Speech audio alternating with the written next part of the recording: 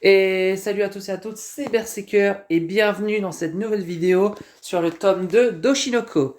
Avant de parler de ce tome 2, je voudrais vous remercier pour les dernières vidéos qui ont un peu augmenté mes stats parce que c'est vrai depuis que j'ai repris, en fait avec les miniatures tout ça, bien évidemment je vais faire un petit big up à ma monteuse anonyme, voilà, elle saura.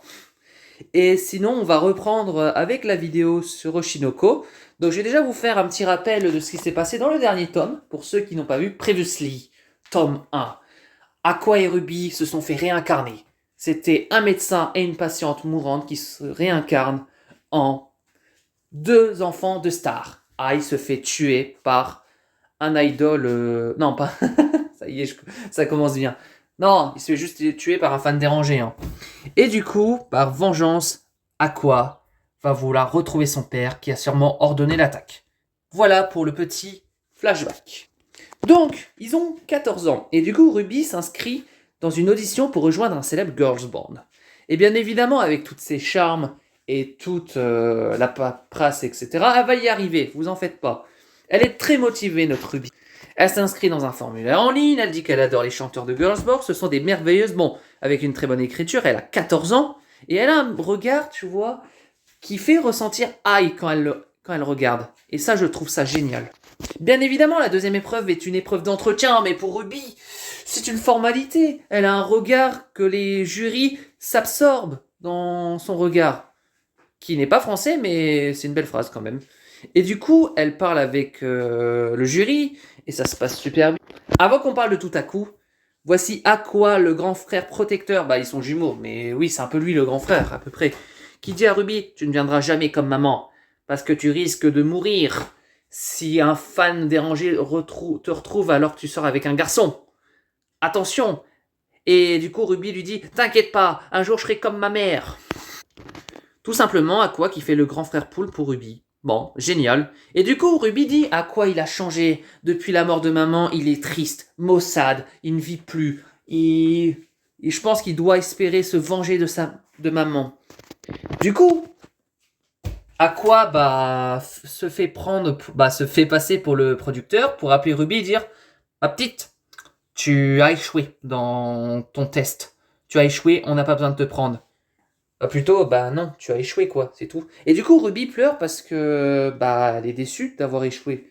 Elle avait mis toutes ses chances de son côté, elle avait un charme incroyable, etc. Et Miyako, pour la soulager, a dit t'inquiète pas, tout le monde n'est pas comme Ai. Je sais que tu trouveras autre chose et que tu feras en sorte de réussir dans ta vie professionnelle. Ça, c'est une belle mère adoptive. Et bien évidemment, Aqua qui dit Ruby ne marchera pas sur les traces de Ai. Parce que oui, Aqua empêche Ruby d'être dans un groupe d'idoles par peur de ce qui se passera pour sa sœur. Quel vrai frère poule. Hein. Il n'y en aura pas des comme lui. Hein. Et du coup, son Cotentin lui dit bah ouais, mais Aqua, faut arrêter de jouer un peu le grand frère poule envers ta sœur. Tu vas lui gâcher son avenir si ça continue. Ensuite, nous avons tout simplement Ruby qui a été abordée par une agence et du coup en fait non, d'abord elle a été abordée par une agence puis après Aqua et tout ça, bon il l'a fait fuir etc. Et là tout à coup en fait elle s'inscrit dans son école en disant qu'elle est une représentante de l'agence d'Ichigo Prod. Bah oui parce que c'est l'agence de Bikomachi et donc en fait Ruby s'est inscrit dans l'agence pour intégrer un lycée artistique. Et du coup, ce qui est intéressant, c'est que en fait, Aqua va en lycée général. Ils ont tous les deux filières différentes. C'est ça qui est marrant. Ruby ont passé leur test d'entretien dans le lycée artistique et général. Ils rencontrent une nouvelle rencontre. Bah non, une ancienne rencontre. Kana Arima, bien évidemment, une fille de star. Et du coup, elle va reconnaître, elle va dire à quoi Je sais qui c'est à quoi Et là, elle les aborde, elle dit tu es Aqua Oshino C'est bien toi. Et donc, Aqua, déjà, le mec, il se rappelle même plus de qui c'était. Et du coup, je crois que Ruby, elle le reconnaît et je crois qu'elle dit une bêtise. Et après, elle rectifie en mode ouais, je suis la fille qui pleure sur commande. Ah, voilà. Mais ils peuvent pas trop s'encadrer, Ruby et Kana. Alors qu'Aqua et Kana, ça va encore. Mais Kana, ça se voit que c'est une fanboy d'Aqua. Et du coup, Kana demande à quoi tu fréquentes quel collège, est-ce que tu poursuis ta carrière d'acteur, etc. En lui posant des questions, en le suivant, bien évidemment, une paparazzi, comme on dirait, les professionnels. Et du coup, ça se voit que Aqua est un peu en mode, ouais, tu me saoules quoi, arrête de me suivre tout le temps. Simplement, Aqua invite Kana chez son producteur, chez Gotanda, et lui dit bon Aqua, j'ai un rôle de principal dans une série, et en fait, je peux te faire parler à la prod pour que tu aies un rôle aussi. Et du coup, en fait, Kana explique que c'est l'adaptation d'une vie plus douce en live action. Et du coup, Aqua est intéressé par Gotanda parce qu'il l'a trouvé dans son téléphone de sa mère qu'il a fouillé. Oui, il a fouillé dans le téléphone de sa mère quand elle était morte. Bon, est-ce que vous faites chez vous? Vous attendez que un proche s'en va pour fouiller dans son téléphone et trouver des contacts de vengeance. Et en plus, il a pris quelques années quand même, hein, parce qu'il a fait des combinaisons, ça prenait tous les 30 secondes, il fallait faire plein de combinaisons à 5 chiffres. Ah, c'était la guerre. Regardez sa démonstration de hacking. Voilà, il est quand même très content d'avoir hacké le téléphone. Futur hacker pro, ce à quoi. Bon, on continue tout simplement avec l'histoire d'une vie plus douce où Aqua et Ruby regardent l'adaptation et en fait, c'est mauvais quoi. C'est ce qu'ils pensent. Les acteurs, ils jouent comme des pieds et Kana, elle joue pas très bien non plus quoi. C'est quoi ce délire? C'est un live action. La mangaka, elle vous fait confiance et vous lui sortez une bouse de vache. C'est pas possible. Et du coup, Kana invite Aqua dans un karaoké et du coup Aqua lui dit bon, Ruby a pensé que t'as joué comme une merde, qui était simplement le cas quoi. Et du coup, tout simplement, Kana a dit bon j'ai pas trop le choix, il faut que je joue mal. Il faut qu'elle joue mal dans cette série. Elle est prête à jouer mal pour, en gros, que la série ait des étoiles et pour s'adapter aux acteurs aux mannequins qui sont acteurs et qui jouent comme des pieds. Super. Alors pourtant, avant, elle avait du talent, etc., comme Aqua le disait. Du coup, elle supplie Aqua de l'aider à faire son œuvre, à faire une belle œuvre, en prenant les deux mains. Franchement, c'est incroyable, hein, cette complicité. Ça se voit qu'elle a envie d'être avec Aqua. Mais Aqua, il fait pas que ça pour aider Kana. Hein. Il a un autre objectif aussi. Donc bon, il révise le script, il dit bon voilà, la situation n'est pas désespérée, je pense que je vais faire quelque chose.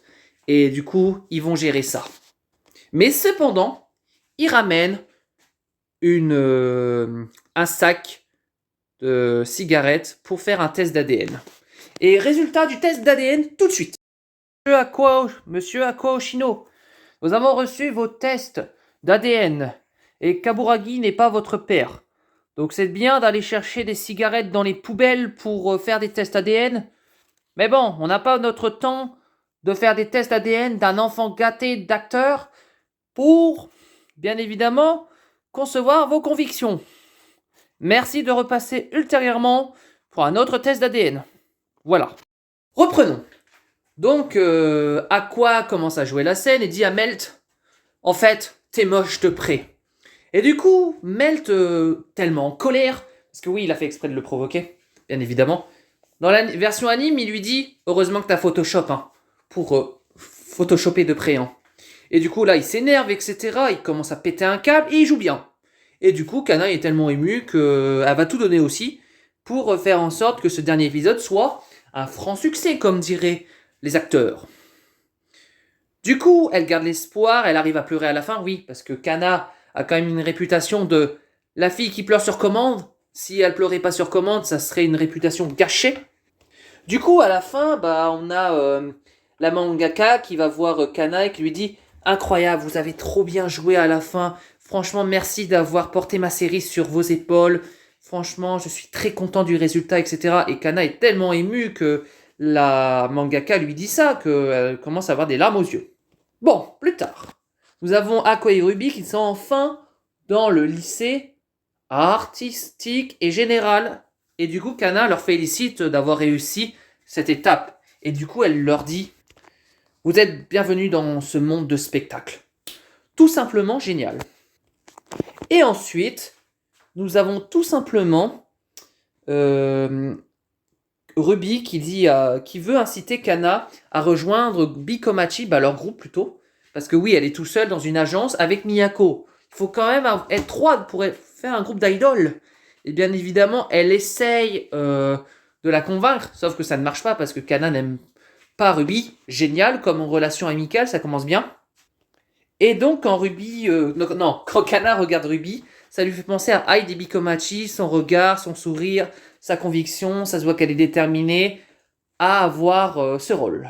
Finalement, c'est Aqua qui s'en charge pour tout simplement atteindre Kana et essayer de l'avoir pour aller dans le groupe de Ruby. Bien évidemment, se mettant à genoux. Hein. Il voulait faire une déclaration en mariage, le bougre. Hein. Bien évidemment, il lui demande si il est prêt à se joindre à lui, etc. Et donc elle lui dit, tu auras beau insister, non, non, non, je refuse catégoriquement. Mais finalement, elle a accepté. Hein. Elle pouvait pas résister au charme d'Aqua. Hein. C'est un beau garçon quand même. Hein. Et voilà, se touche à la fin. Dans le prochain tome, nous allons parler d'une télé-réalité. Oui, la série continue à bien se développer. On parlait tout d'abord d'acting de live action, maintenant de télé-réalité. Et donc, il faut que je donne mon avis sur ce tome 2 d'Oshinoko.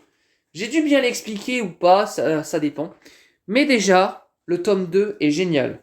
Déjà, on commence à voir la vie des enfants. On voit que Aqua veut absolument protéger Ruby, que Ruby veut vraiment continuer ses rêves, et en insistant pour avoir un groupe, etc. Nous avons Aqua qui sait quand même très bien jouer et continue d'être acteur, même si c'est pour un but de se venger. Et je pense que Aqua va se rapprocher du monde de l'acting et du monde de la popularité pour se venger de son père. Parce que oui, sa vengeance, au final, c'est de tuer son père. Et donc, ce que j'ai bien aussi aimé, c'est la relation Kana-Aqua, qui est en mode Kana, elle aime Aqua, etc. Ça se voit qu'elle est un peu en kiff. Lui, il est en mode, bon, au début, je m'en fous, mais peut-être que ça va le faire, quoi. Et du coup, on verra dans le prochain tome, ça va bien se développer, etc. Et du coup, voilà, je vous remercie d'avoir regardé la vidéo. N'oubliez pas de voter au sondage pour la prochaine vidéo, bien évidemment. Je vous mets 3 choix, vous votez. Bien sûr aussi de mettre un pouce bleu ou de vous abonner si ça vous plaît. Et si vous voulez que je continue les vidéos, même si je vais continuer les vidéos, vous en faites pas. Et je vous dis bye tout le monde.